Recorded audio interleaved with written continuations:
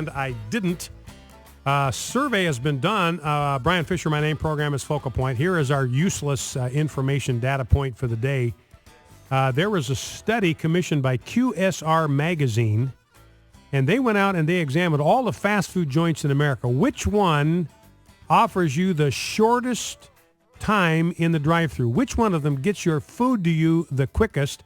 Rob says Wendy's. Rob Gardner, my director, says Wendy's. He is dead on the money.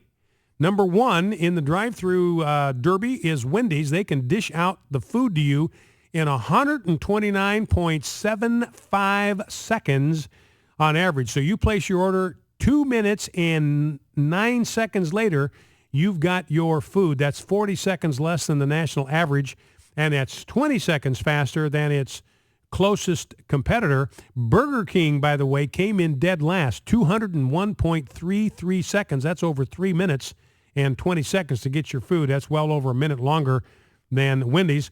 Taco Bell was second, 149.69. Bojangles, which I've never heard of, was third. Crystal fourth. McDonald's only came in fifth, 188.83 seconds. That's an average of over 3 minutes to get your food at McDonald's. And Chick-fil-A came in sixth at 190.06. So that is our useless Fisher factoid of the day.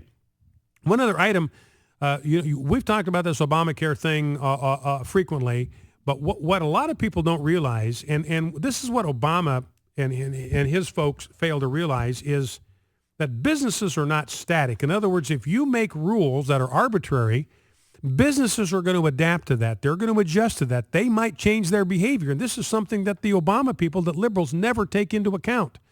Now, what's happened is Obamacare defines full-time workers as those who work over 30 hours a week. So, and if they work over 30 hours a week, you have an obligation. You got to provide them with health insurance. And it's going to be enormously expensive. We don't even know what procedures are going to be required to be covered under Obamacare, the minimum coverage that has to be in every policy. So business owners have no way of knowing what this is going to cost them. So you know what they're doing? They're just going to stop hiring full-time workers. Who gets hurt? The little guy. The people that are working for wages, the people that Obama says, hey, I'm here for the little guy. They're the ones that are going to get nailed to the wall on this. Here's a story about Orlando-based Darden restaurants. This is Olive Garden. This is Red Lobster. This is Longhorn Steakhouses.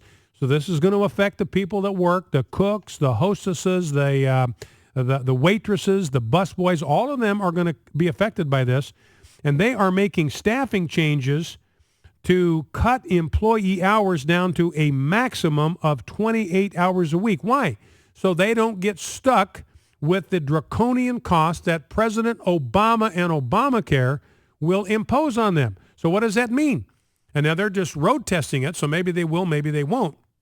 But obviously they're having to take a look at the fact that they are just going to get hammered by Obamacare if they have employees working more than 30 hours a week. So they says that's simple. We'll just keep them working 28 hours a week max. So again, who gets hit? Who gets hurt? It's the little guy that gets hurt, as is always the case. I ran across a story in my stack, more on this ObamaPhone scandal. I mean, this is incredible. What a scam this thing is. Here's a story from blogspot.com, Director Blue, good website for interesting stories like this. Here's Baltimore resident Monique Crawford, interviewed by the reporter that did this story. This thing is completely out of control. She says that she's got 30 phones. One person has 30 phones. And that means that's $300 right into the pocket of Carlos Slim. 30 phones. Well, wait a minute. That's $300 because $10 a phone. That's $300. All of them are turned on. I forget what I said. Did I say 30 or did I say 300? Anyway, 30 times 10 is 300. So $300. Just this one woman put 300 of our dollars in Carlos Slim's pocket, the richest man in the world. All of them are turned on. She was able to get each one of those phones in 5 to 10 minutes. I can get a phone in less than 10 minutes.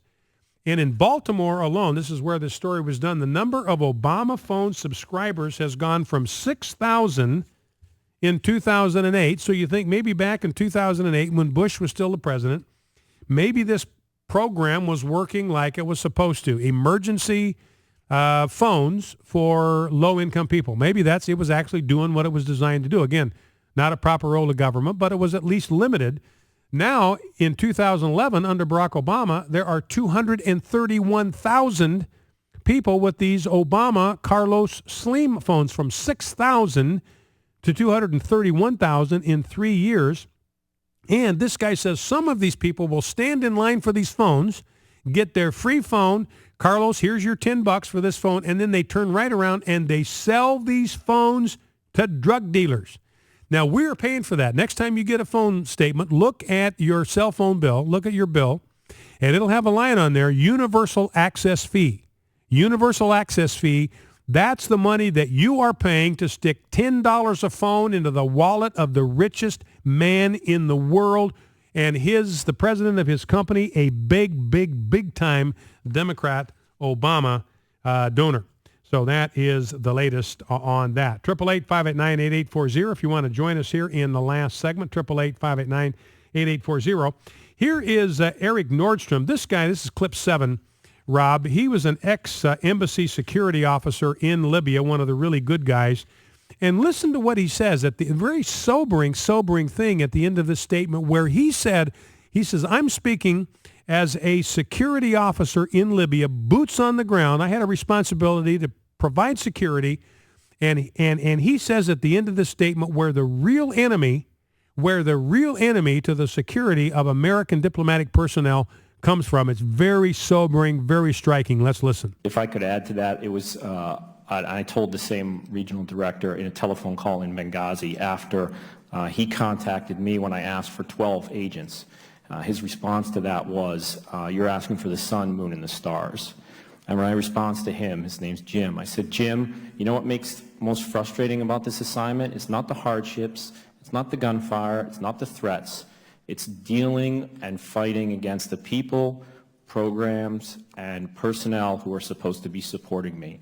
And I added it by saying, for me, the Taliban is on the inside of the building. You hear that? The Taliban is on the inside of this building. He's saying, I have more to fear from the people in this administration who were supposed to be there to help me protect these people than I have to fear from the Taliban on the outside. And the Taliban, for me, is on the inside of this building. And this is way worse than Watergate, because in Watergate, nobody died.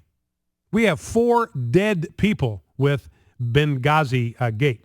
Now, a couple of quick sound bites before we pick up a phone call or two. This is Paul Begala. This is clip 8. Paul Begala, and he's a Democrat. He's big-time advisor to Bill Clinton, and he's admitting, look, they're admitting now, man, the bloom is off the rose for Barack Obama going into this vice presidential debate tonight. Let's listen. The Zen of James, I think, is about right now, which is there's real erosion. There's no point in lying about it. So Paul Begala is saying James Carville is right. There's really erosion in Obama's support. There's no point in lying about it. We all agree his support is eroding, sliding right off of the mountainside.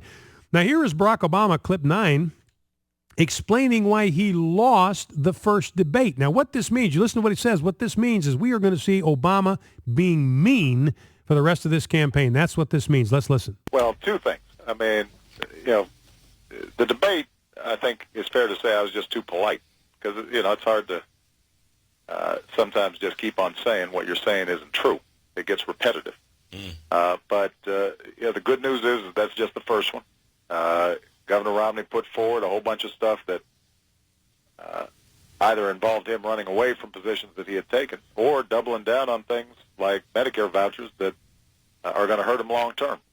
And, I think it's fair to say that we will see a little more activity at the next one. A little more activity, which means I'm going to come off the floor and I'm going to go for Mitt Romney's carotid artery. That's what that means. Here's Howard Feynman, clip 10, talking about the responsibility that Joe Biden carries tonight in the debate with Paul Ryan. Let's listen. Joe Biden has to not only defend the president and attack Paul Ryan for his libertarian ideas, Joe Biden has to defend Social Security and Medicare and the very idea of the usefulness and the importance of government and sharing responsibility in America. A big, heavy lift for Joe Biden tomorrow. So big, heavy lift for Joe Biden. He's got to carry the entire campaign on his shoulders. And both of them, Biden's been pretty effective in debates, but so has Paul Ryan. His opponents, I read a story today about his opponents were quoted as saying, look, this guy's very good in debate, very quick on his feet, so I think he is going to hold his own. It'll be interesting to see what happens tonight in the vice presidential debate. Let's take one quick call from Matt in Irvington, Alabama. Matt, welcome to Focal Point with Brian Fisher. What's on your mind? Yeah, that's Pat. But Pat, Brian, all right. I love y'all. I love y'all show. Just tell you, but I hear so much about this Obama phone and everything else, Obama. And I just like to know what the trick is. I'm a single parent. I'm raising a 4-year-old baby girl. I bring home $1,600 a month, and I pay $400 a month for daycare. I get no government help. I don't qualify. I tried for the phone. I don't qualify for it. I mean, under $30,000 a year, and all this, I make it from paycheck to paycheck. How does everyone do this? I'd just like to know. Yeah, well, you got me. I really don't have any idea how people game the system like they do, Pat. I mean, I don't know. I don't have an explanation for that. I got this story from Baltimore. Apparently some people know how to work the system, because you got this woman in Baltimore saying, man, take me 5-10 minutes to get a phone. I've got 30 of them. I know how to work the system. I got 30 of them, and I only need one, so I sell the other 29 to drug dealers. So she's making bank. Carlos Slim is making bank, $10 a phone. And you, Pat, you're stuck there taking care of yourself on limited income. So, again, it's grossly unfair, but that is what we're dealing with under this administration. Listen, Pat, I appreciate the call, and God's best to you as you exercise your responsibility to take care of your daughter and be a good father to her. God's best to you as you take on that very, very important responsibility. Now, to him who is able to do far more abundantly than all we ask or think, according to the power at work within us, to him be the glory in the church and in Christ Jesus throughout all generations, forever and ever. Amen. See you tomorrow. The views and opinions expressed in this broadcast do not necessarily reflect those of